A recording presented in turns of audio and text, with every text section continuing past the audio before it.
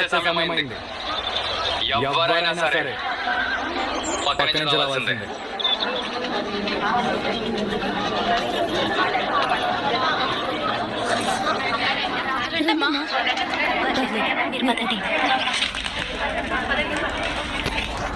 రావాలి, త్వరగా రావాలి.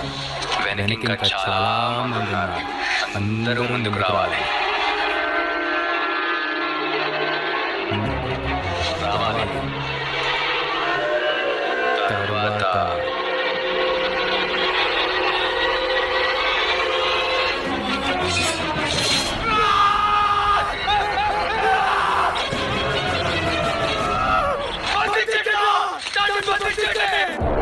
బాహుబలి భార్య దేవసేన సర్వ సైన్యాధ్యక్షుడు సేతుపతి చేతివేళ్లు నరికిన నేర విచారణ రాజమాత శివగామి దేవి ఆజ్ఞతో పండిత పామర సమక్షంలో శ్రీ శ్రీ శ్రీ ఫలాలదేవ మహారాజ వారి ఆధ్వర్యంలో ప్రారంభం కాబోతోంది.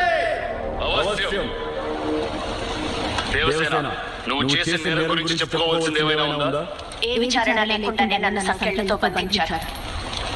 నేరస్తురాలని ముందే తీర్మానించారు. ఇదే న్యాయం. నువ్వు నిర్దోషివని తేలే వరకు నేరస్తురాలివి. ఇది మా మహిష్మతి శిక్షా స్మృతి. ఆటవికులు సైతం అసహించుకునేలా ఉన్న ఈ పద్ధతులేమీ శిక్షా స్మృతి అయితే మీ శాసనాలను మంటల్లో తగలబెట్టండి. మీ న్యాయశాస్త్రాలను గంగలో కలపండి. మీ రాజ్యాంగాన్ని ఉరితీసి పాత్రయ్యండి. మతిలేని ఈ రాజ్యానికి మహిష్మతి అనే గొప్ప పేరు ఒకటి. దేవసేన, ఈ మహోన్నత సామ్రాజ్యం గురించి ఇంకొక మాట తప్పుగా మాట్లాడితే పెద్ద పెద్ద విగ్రహాల వల్ల, ఎత్తైన సింహాసనాల వల్ల మహోన్నత స్థాయి రాదు రాజమాత. పెద్ద మనసుంటే వస్తుంది. అది ఇక్కడ ఎవరికి లేకపోవడం సిగ్గుచేటు. చూసారా మహారాజా, మీ ముందంతా పచ్చిగా నిర్లక్ష్యంగా మాట్లాడుతుందో, ఇక్కడ నా ముందు మీ గురించి ఇంకెంత నీచంగా అల్పంగా మాట్లాడిందో ఊహించుకోండి మహారాజా.